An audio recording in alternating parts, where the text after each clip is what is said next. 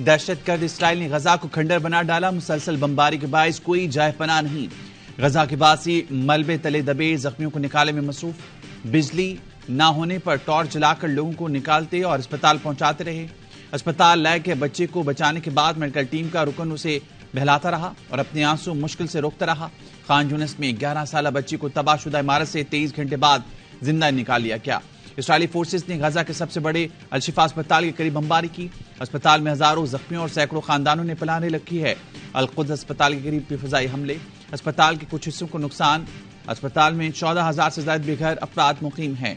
मजलूम गजाबासियों ने सैकड़ों अफराद को इज्तिमाई कब्रों में सुपुर्द खाक किया गया। इसराइली दहशतगर्दी में शहीद फलस्तीनियों की तादाद 8,000 से बढ़ गई। 3,000 से ज्यादा बच्चे शामिल।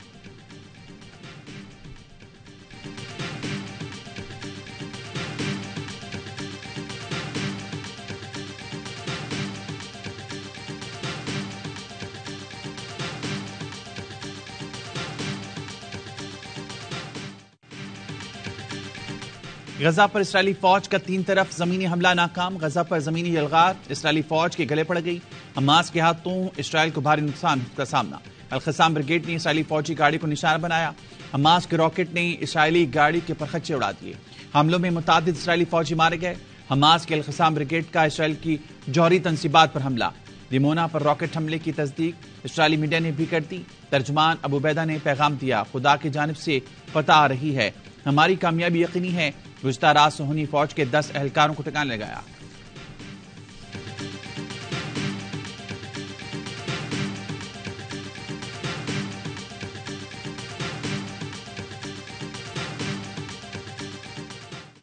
गजा में पैदाइश से पहले मौत के सर्टिफिकेट बंटने लगे। शोहदा में एक दिन के बच्चों की बड़ी तादाद शामिल, जिनका बर्थ सर्टिफिकेट तो ना बन सका, डेथ सर्टिफिकेट जारी हो गया। सैकड़ों फरिश्तों को दुनिया में आने से पहले ही जन्नत मिल गई। जिनका अभी नाम रखना था, वालिदैन उन्हें बेनाम दफनाने पर मजबूर।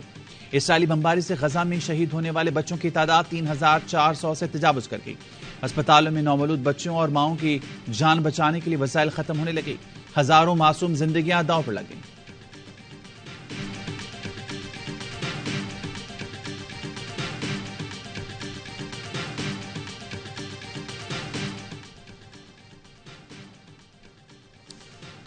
नेतन्याहू एक कैंसर है, अमन के लिए इसको निकालना होगा। इसराइली शहरी अपनी हुकूमत के खिलाफ खड़े हो गए। इसराइल में अवाम के मुजाहरों में शिद्दत आ गई।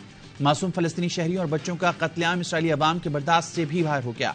मुख्तलिफ शहरों में आए रोज मुजाहरे हमास की कामयाबियों पर इसराइली भुखलाहट का शिकार।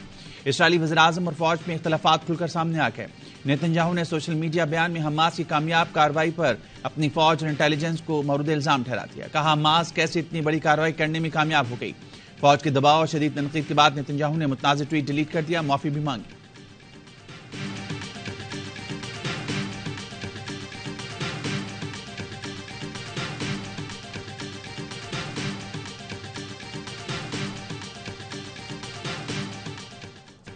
गजा में जुल्म बंद होने तक एहतजाज करेंगे। अमीर जमात इस्लामी सिराजुल हक का ऐलान। कहा, इसराइल के हाथों 2.5 लाख से ज्यादा फलस्तीनी शहीद हो चुके।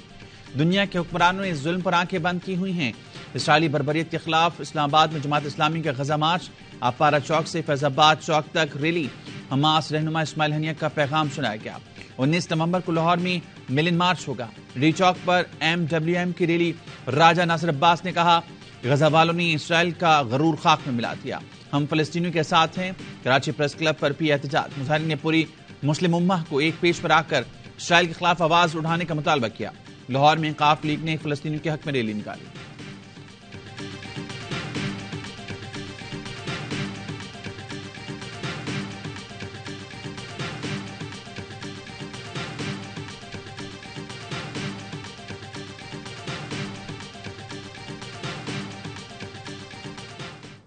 हुक्मरानों, ईमान का तकाजा है, अमेरिका के खिलाफ खड़े हो जाओ। फलस्तीन का साथ नहीं देंगे तो समझ लें हम गुलाम हैं।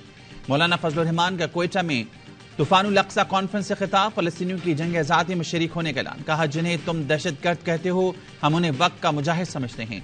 यहूदी लॉबी ने जिस ईंट को हमारे मुल्क भेजा उसे शिकस्त दे दी। आज वो एजेंट मकाफात अमल का शिकार है। इसराइल को भी शिकस्त देंगे। मोदी खुलकर इसराइल की हिमायत कर रहा है, पाकिस्तान के हुक्मरान क्यों खुलकर फलस्तीन की हिमायत नहीं कर रहे। मौलाना फजलुर रहमान अरबी में फलस्तीनी कौम और हमास की क़यादत से भी मुखातिब हुए।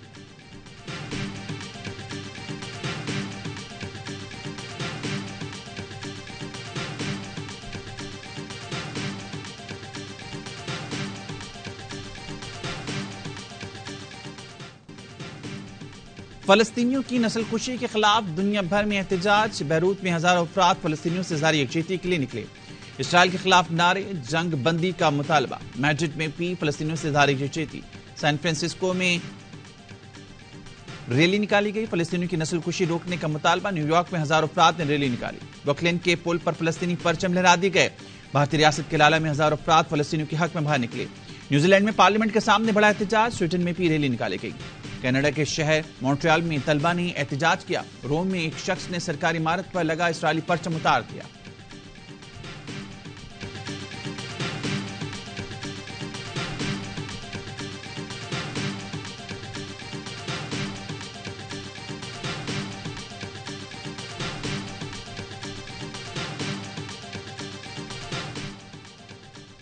बलूचिस्तान के जिला आबरान में सिक्योरिटी फोर्सेज और दहशतगर्दों के दरमियान फायरिंग का तबादला। ISPR के मुताबिक फोर्सेज ने मुअस्सर अंदाज में दहशतगर्दों के ठिकाने को निशाना बनाया।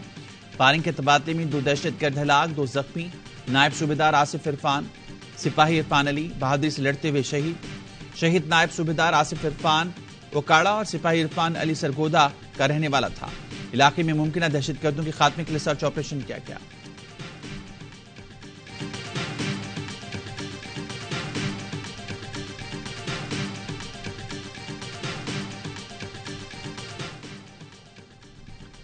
मौलाना तारिक जमील के साहबजादे आसिम जमील जां बहक।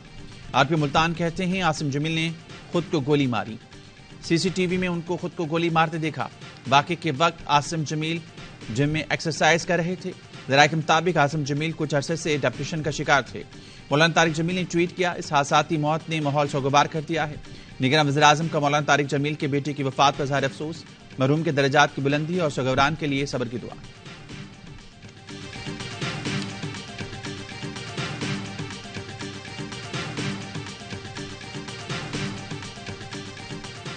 हमें मजीद दीवार से लगाया गया तो ये दीवार इस काबिल नहीं, गिर जाएगी। सिंध को हम तकसीम नहीं चाहते, लेकिन सिंध के शहरी और दही इलाके को और रंजिशों की खलीज को पाटने के लिए अपने हिस्से से ज्यादा की कुर्बानी दे चुके हैं। हमें मजीद दीवार से लगाया गया तो ये दीवार गिर जाएगी। खालिद मकबूल सिद्दीकी का IMKM के जलसे से खिताब का, हम अपने हिस्से की आज़ादी, अपने हिस्से का पाकिस्तान कांधों पर उठा कर लाए थे। कोई धरती माँ है तो वो पाकिस्तान है, सूबे धरती माँ नहीं हो सकते। मुस्तफ़ा कमाल ने कहा, पीपल्स पार्टी की 18वीं तरमीम मुस्तरद करते हैं। पीपल्स पार्टी कराची पर कब्जा करना चाहती है। चंद अरब रुपए लंदन भेजकर बाइकआउट की कॉल का कह रही है। फारूक सत्तार ने खिताब में कहा, हमने मरदमशुमारी में लापता आबादी बाजियाब कराई। सिंध के वडेरों जागीरदारों से अब कराची को बाजियाब कराना है। पीपल्स पार्टी जिस तरह कराची आई इसी तरह वापस भी चली जाएगी।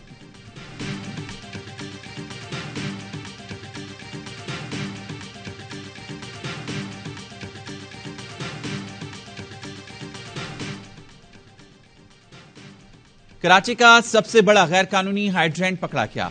हाइड्रेंट से निकलने वाली लंबी सुरंग भी पकड़ी गई। वाटर एंड सेवरेज कॉर्पोरेशन का खुफिया operation. Water and sewerage corporation के चेयरमैन सैयद सलाहुद्दीन कहते हैं, घारों से आने वाली लाइन से चोरी की गई गैर कानूनी हाइड्रेंट से 10 मिलियन गैलन पानी 350 से ज्यादा टैंकर्स के जरिए चोरी हो रहा था।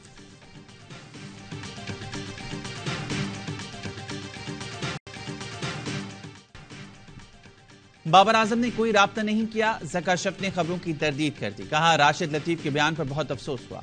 उदा संभाला तो वर्ल्ड कप की टीम मुंतखब हो चुकी थी। इस टीम की जीत का क्रेडिट नजम सेठी लेते रहे हैं। पाकिस्तान क्रिकेट टीम की बेहतरी के लिए जो फैसले जरूरी हुए वर्ल्ड कप के बाद करेंगे। Chairman PCB management committee Zaka Ashraf का AIY न्यूज को इंटरव्यू। 5 महीने तनख्वाह न मिलने की खबरों पर वजाहत की कि खिलाड़ियों ने सेंट्रल कॉन्ट्रैक्ट पर साइन नहीं किए, इसलिए तनख्वाह जारी नहीं हुई। गुज़िश्ता मैनेजमेंट ने वर्ल्ड कप से पहले खिलाड़ियों को लीग खेलने के लिए NOC दिए, जिसका नुकसान टीम को हुआ। मेगा इवेंट से पहले खिलाड़ी इंजरी का शिकार हुए।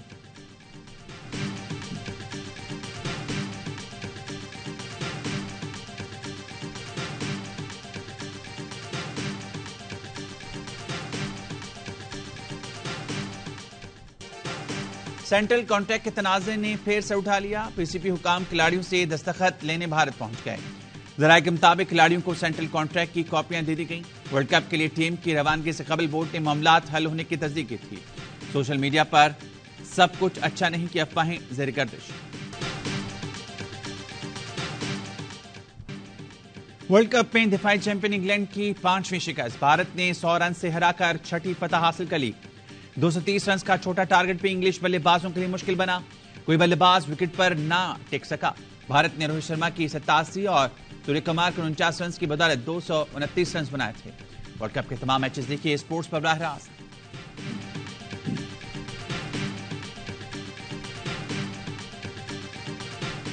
उन्होंने बता दिया कि हमारी बैटिंग ही नहीं, हमारी बॉलिंग, हमारी फील्डिंग और हमारी सोच जो है इस वक्त उसको हराना मुश्किल है। इंडियन टीम क्यों कामयाब हुई है?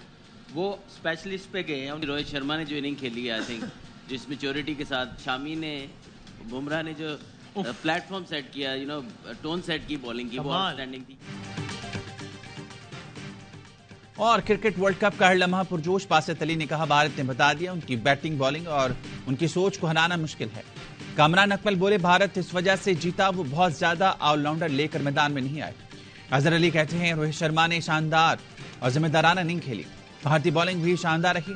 शो में अदाकारा मरियम नूर थी। मेहमान मुस्तफा चौधरी बने। संजय दत्त और आदि के साथ मिलकर हाज़रीन को खूब महसूस किया।